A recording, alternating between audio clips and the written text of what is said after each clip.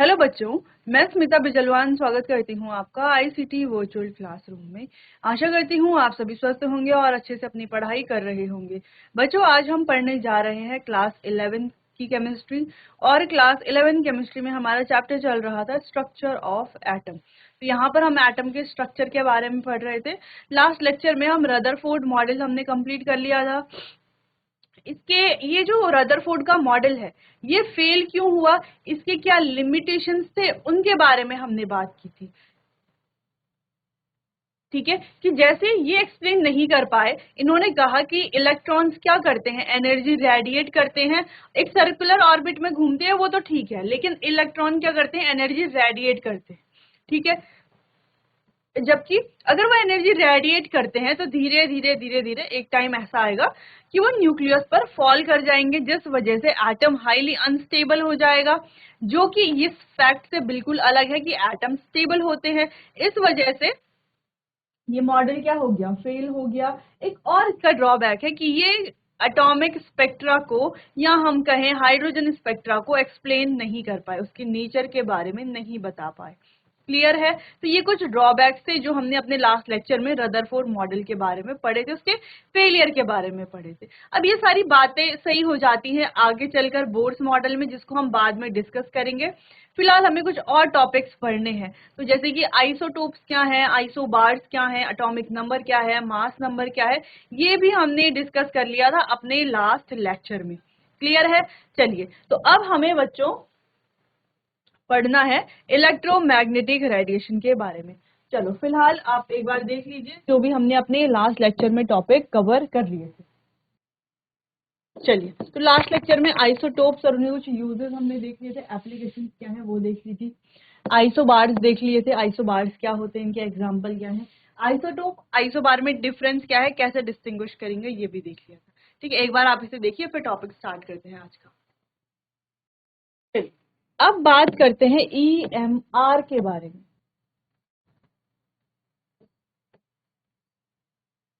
EMR यानी कि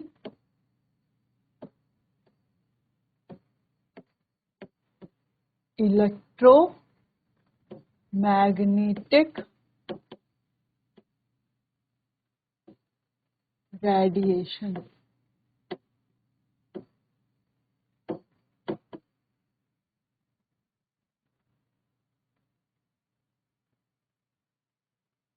अब ये इलेक्ट्रोमैग्नेटिक रेडिएशन क्या होती है?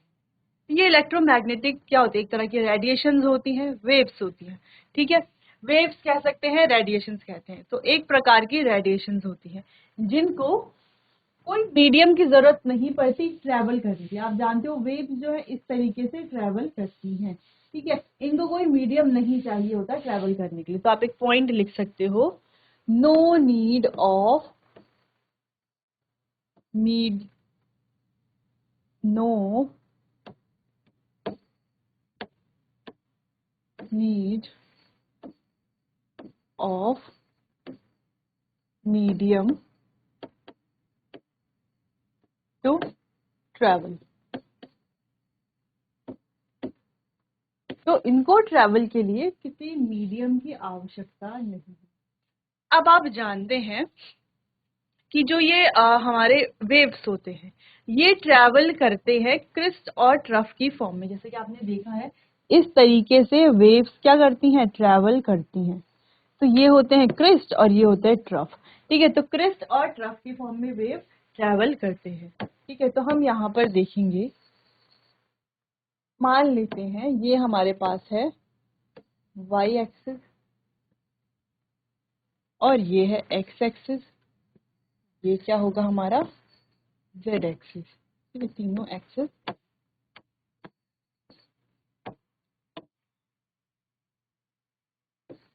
ये होगा हमारा जेड एक्सिस। तो इसमें दो कंपोनेंट होते हैं, वो दो कंपोनेंट क्या है, एक तो पहला है इलेक्ट्रिक फील्ड कंपोनेंट कंपोनेंट इधर है इलेक्ट्रिक फील्ड, ये है magnetic field component.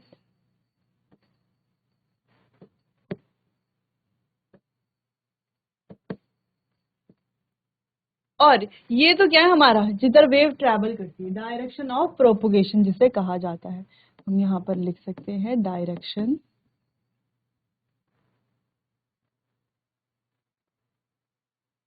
Of propagation.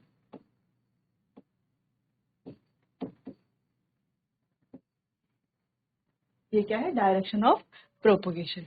ठीक है, तो अगर वेव की बात की जाए तो वेव ट्रेवल कैसे करेगी, है ना, ऐसे में जैसे अभी हमने देखा क्रिस्ट और ट्रफ की फॉर्म में ट्रेवल करेगी। तो यहां से अगर वेव को ट्रेवल करना है तो यहां से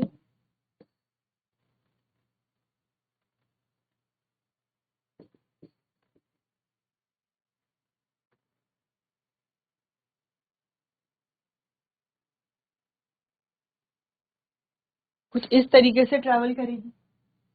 क्लियर है?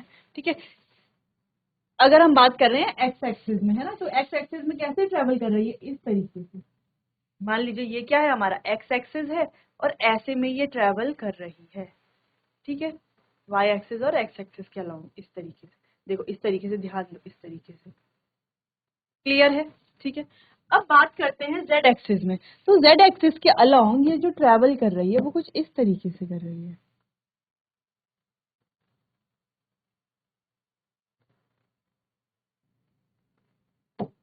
कुछ सही से बनाएंगे थोड़ा।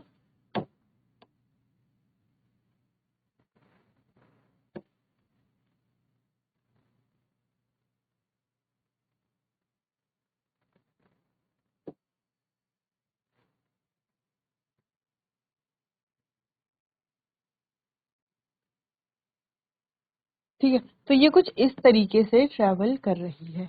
जैसे कि हमने कहा कि एक्स एक्सिस के अलोंग तो ऐसे चल रही है, ऐसे ऊपर और नीचे, इस तरीके से ऊपर और नीचे। ठीक है, और वाई एक्सिस के अलोंग ये जो हमारा जेड एक्सिस है इसके अलोंग कैसे चल रही है, ऐसे आपकी तरफ और इस हमारी तरफ, इस तरीके से। ठीक है, तो इस तरीके से यहाँ पर ये ट्रेवल कर रही है, जबकि एक्स और वाई एक्सिस में ये इस तरीके से ट्रेवल कर रही है। तो डिफरेंस देखो, एक्स और वाई एक्सिस में इस तरीके से, ठीक है, और जेड एक्सिस में इस तरीके से। क्लियर है इतना? चलो, तो ये होती है इनकी डायरेक्शन। ठीक है, वेव के ट्रेवल की, इस तरीके से वेव्स ट्रेवल करते हैं। जैसे कि हम देखो, अगर हम इसे इधर घुमा के देख लें तो ये भी हमें ऐसा ही दिखेगा। क्लियर है इतना? चलो, तो यहाँ पर बात ये है कि ये आपस में जो इलेक्ट्रिक फील्ड और मैग्नेटिक फील्ड है ये आपस में म्यूचुअली परपेंडिकुलर होते हैं। ठीक है, कैसे होते हैं, म्यूचुअली परपेंडिकुलर होते हैं। हम यहाँ पर लिख सकते हैं electric field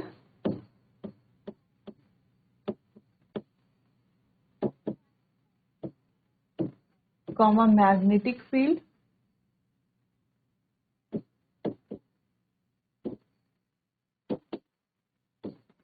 and direction of propagation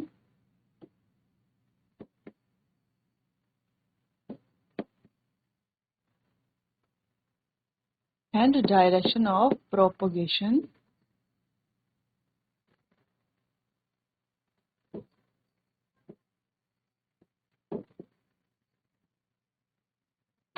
are mutually perpendicular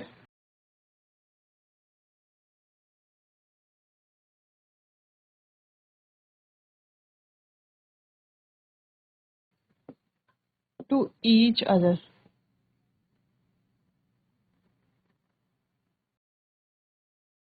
ये क्या होते हैं, तीनों एक दूसरे के परपेंडिकुलर, म्यूचुअली परपेंडिकुलर होते हैं। ठीक है, परपेंडिकुलर का साइन आप बना लीजिएगा यहाँ पर। क्या होते हैं, एक दूसरे के म्यूचुअली परपेंडिकुलर होते हैं। तो ये बात थी इलेक्ट्रोमैग्नेटिक रेडिएशंस के बारे में। ठीक है, चलिए नोट कीजिए इतना। चलिए, अच्छा, इसको हम बता सकते हैं राइट हैंड थंब रूल से। ठीक है, तो आपको यहाँ पर एक पॉइंट लिख लेना है, राइट हैंड थंब रूल। ठीक है, जिससे आपको ध्यान रहे।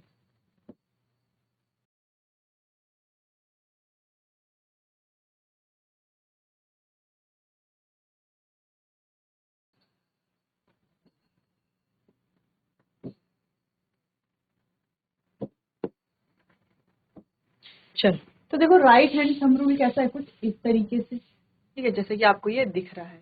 तो ये अगर हमारा डायरेक्शन ऑफ प्रोपोगेशन है, ये क्या है, अगर डायरेक्शन ऑफ प्रोपोगेशन है तो ये हमारा इलेक्ट्रिक फील्ड है इस तरीके से, और ये है हमारा magnetic field. Electric field, magnetic field, और ये है डायरेक्शन ऑफ प्रोपोगेशन। क्लियर है इतना? चलो इस तरीके से जैसे कि आप यहाँ पर देख पा रहे हो। क्लियर? ठीक है, तो राइट हैंड थंब रूल से भी आप इसको दिखा सकते हो, जहां पर ये जो थंब है ये रिप्रेजेंट करता है इलेक्ट्रिक फील्ड को। इसके बाद जो नेक्स्ट फिंगर है इस तरीके से, इसके बाद बच्चों जो नेक्स्ट फिंगर है वो दिखा रही है मैग्नेटिक फील्ड को, और जो हमारी ये नीचे वाली जो फिंगर है इस तरीके से, ये वाली फिंगर क्या दिखा रही है, ये वाली फिंगर दिखा रही है इलेक्ट्रिक फील्ड को, ये वाली दिखा रही है मैग्नेटिक फील्ड को, और ये वाली दिखा रही है डायरेक्शन ऑफ प्रोपोगेशन। आप सामने से देख पा रहे हो, ये वाली दिखा रही है डायरेक्शन ऑफ प्रोपोगेशन, तो ये दिखा रही है डायरेक्शन ऑफ प्रोपोगेशन, कुछ इस तरीके से। ठीक है, तो इस तरीके से आप समझ सकते हो कि ऐसा कुछ है। तो आप पूरा थंब बना करके यहाँ पर इस तरीके से राइट हैंड थंब रूल को समझ सकते हो। ठीक है, चलो क्लियर है। अब कुछ कैरेक्टरिस्टिक्स के बारे में बात करते हैं।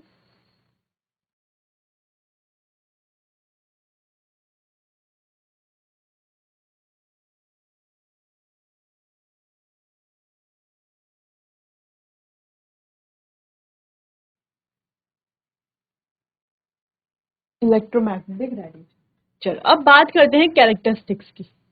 कैरेक्टरिस्टिक्स किसकी? वेव की कैरेक्टरिस्टिक्स। ठीक है, टॉपिक डालेंगे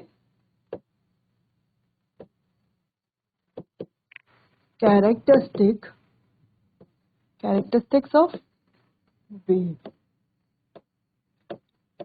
वेव की कैरेक्टरिस्टिक्स के बारे में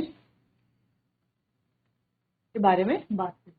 तो पहली कैरेक्टरिस्टिक है, पहला है हमारे पास वेवलेंथ।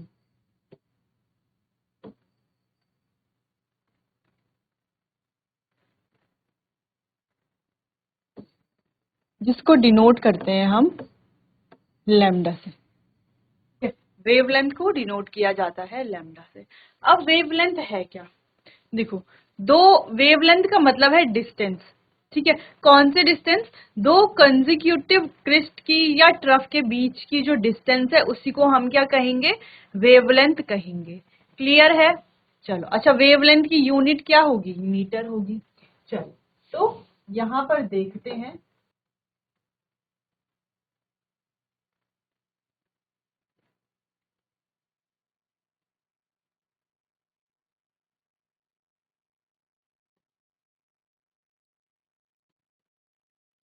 इस तरीके से, तो ये तो हमारी क्रिस्ट है ना, यहाँ पर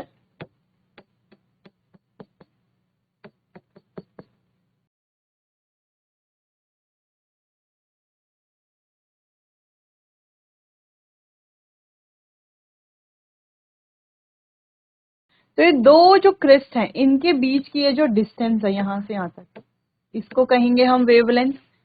और ये जो दो ट्रफ हैं इनके बीच की जो डिस्टेंस है इसे हम कहेंगे wavelength.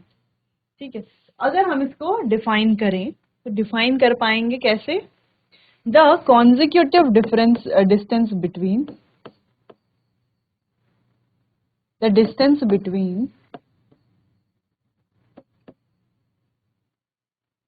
the distance between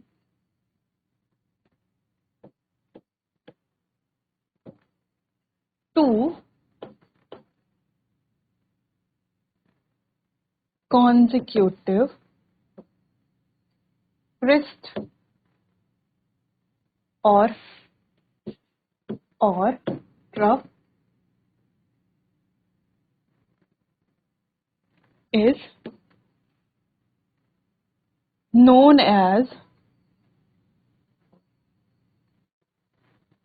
wavelength। इसे ही हम वेवलेंथ कहेंगे। ठीक है, वेवलेंथ यानी कि लैम्डा। इस तरीके से लैम्डा से इसे डिनोट किया जाता है। क्लियर है? अगर हम यहाँ पर यूनिट की बात करें तो वेवलेंथ जो है इसकी यूनिट होती है मीटर।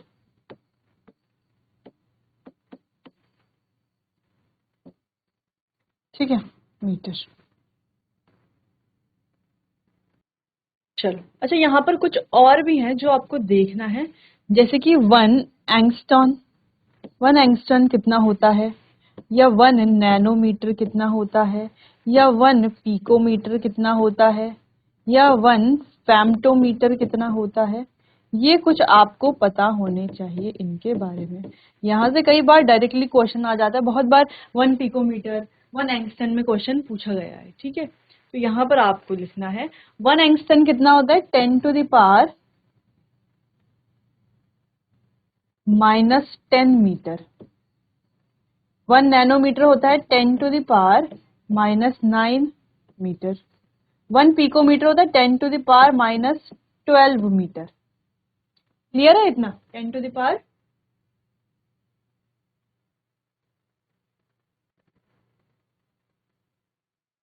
और फेम्टोमीटर आपको लिखना भी है यहाँ पर, ठीक है, फेम्टोमीटर।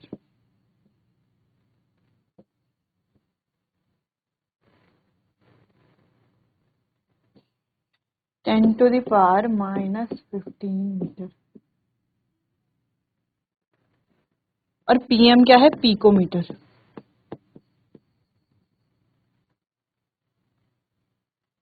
ये तो नैनोमीटर है, ये है एंगस्ट्रॉन, ठीक है। 1 एंगस्ट्रॉन कितना होता है, 10⁻⁻10 नैनोमीटर, सॉरी 10⁻10 मीटर। क्लियर है। चलो, तो ऐसे में अगर आपको वैल्यूज दी गई हो तो आपको कैसे चेंज करना है ये आपने यहाँ पर देख लिया। तो पहली कैरेक्टरिस्टिक है वेवलेंथ। वेवलेंथ हमने देख लिया है लैम्डा, और ज्यादातर वेवलेंथ आपको एनएम में देखने को मिलेगी, ठीक है, नैनोमीटर में देखने को मिलेगी। क्लियर है इतना। चलो,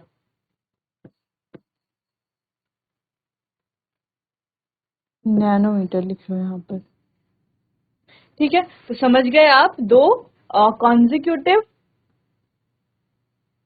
क्रेस्ट और ट्रफ के बीच की ये वाली होती है क्रेस्ट। क्रेस्ट और ये वाली जो है ये होती है ट्रफ। तो दो कॉन्जिक्यूटिव क्रेस्ट और ट्रफ के बीच का जो डिस्टेंस है उसे ही क्या कहा जाता है, वेवलेंथ कहा जाता है। क्लियर है इतना। चलिए बच्चों, तो इतना पहले आप नोट कर लीजिए, फिर आगे बढ़ते हैं। चलिए अगली कैरेक्टरिस्टिक की बात करते हैं, जो कि है frequency.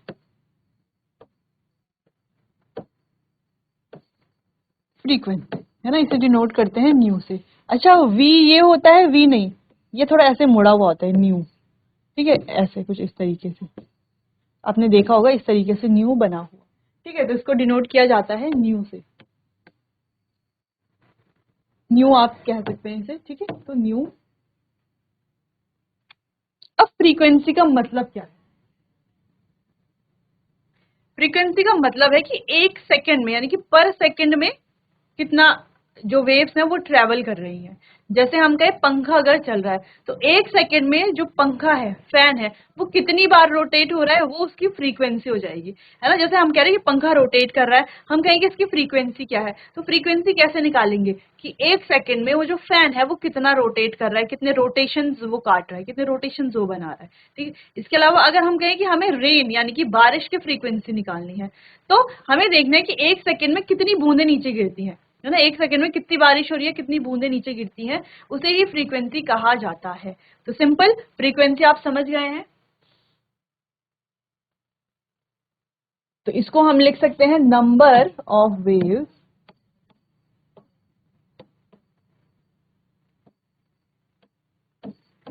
Of waves passing through a point.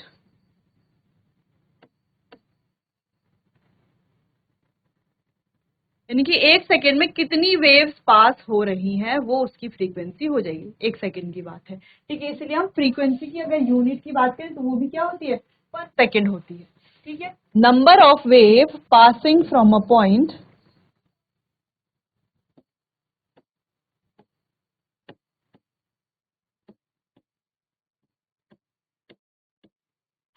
in 1 second is known as its frequency.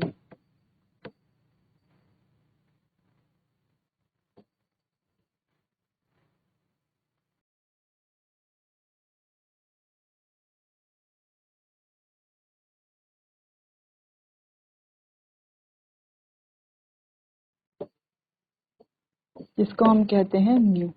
ठीक है, तो इसे कहा जाता है फ्रीक्वेंसी।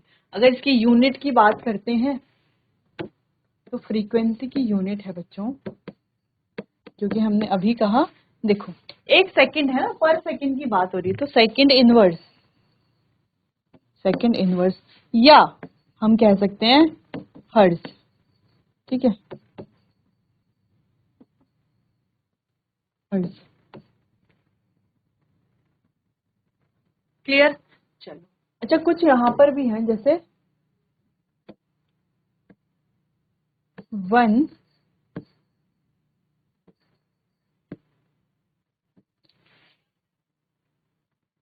मेगा हर्ट्ज कितना होता है, 1 किलो हर्ट्ज कितना होता है, 1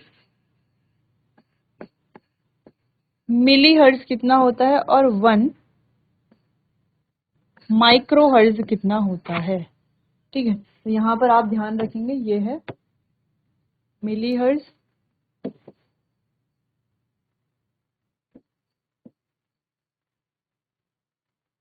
और ये है माइक्रो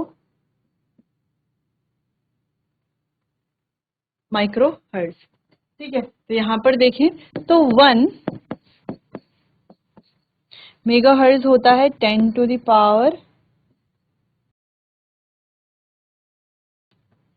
ये होता है 10 to the power 3, 10 to the power -3 और 10 टू द पावर -6। क्लियर है? तो सिंपली फ्रीक्वेंसी यानी कि 1 सेकेंड में कितनी वेव्स पास हो रही है, यानी कि जो भी 1 सेकेंड में हो रहा है वो फ्रीक्वेंसी हो जाएगी। जैसे हमें किसी की भी फ्रीक्वेंसी निकालनी है तो 1 सेकेंड में कितना वो हो रहा है, उससे उसकी फ्रीक्वेंसी हम कैलकुलेट कर सकते हैं। क्लियर है इतना? चलो, तो नोट करो बच्चों इसे। तो फ्रॉम की जगह थ्रू कर दो, पासिंग थ्रू अ पॉइंट।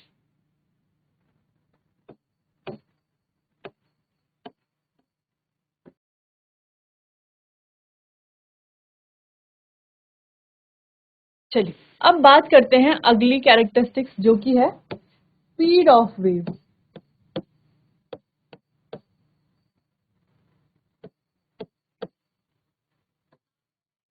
देखो, अगर हम यूनिट की बात करें, स्पीड ऑफ वेव कितनी होती है,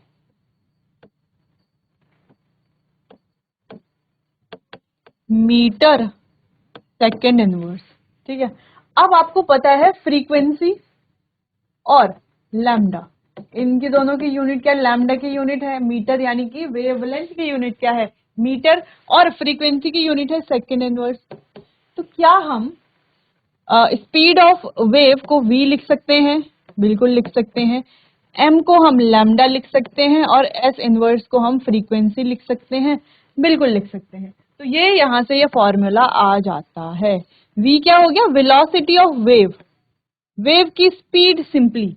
ठीक है, वेलोसिटी ऑफ वेव, जहां से हम nu is equals to v of wave upon lambda, ये भी एक फॉर्मूला आ गया। ठीक है, अब एक पॉइंट और है यहाँ पर कि जो हमारी इलेक्ट्रोमैग्नेटिक रेडिएशंस हैं वो मूव करती हैं स्पीड ऑफ लाइट से, लाइट की स्पीड से मूव करती हैं, बहुत फास्ट मूव करती है ना। और लाइट की स्पीड होती है c, जिसको हम कहते हैं 3.3 इंटू 10⁸ मीटर पर सेकेंड। ठीक है, तो क्या हम इसे ऐसे कह सकते हैं, nu is equals to c by lambda. ये हो जाता है हमारा एक और फॉर्मूला। तो यहां से हमें काफी इंपॉर्टेंट फॉर्मूले मिले हैं, एक ये वाला, nu is equals to velocity of wave upon lambda यानी कि वेवलेंथ, और एक और न्यू यानी कि frequency is equals to speed of light यानी कि c अपॉन लैम्डा। यहां से लैम्डा हम कैलकुलेट कर सकते हैं, लैम्डा यानी कि वेवलेंथ भी हम कैलकुलेट कर सकते हैं। क्लियर है? चलो, तो ये आपको नोट करना है। चलिए बच्चों, तो आज के लिए बस इतना ही, बाकी चैप्टर को कंटिन्यू करेंगे हम अपने आने वाले अगले सेशन में। तब तक के लिए आपका बहुत बहुत धन्यवाद।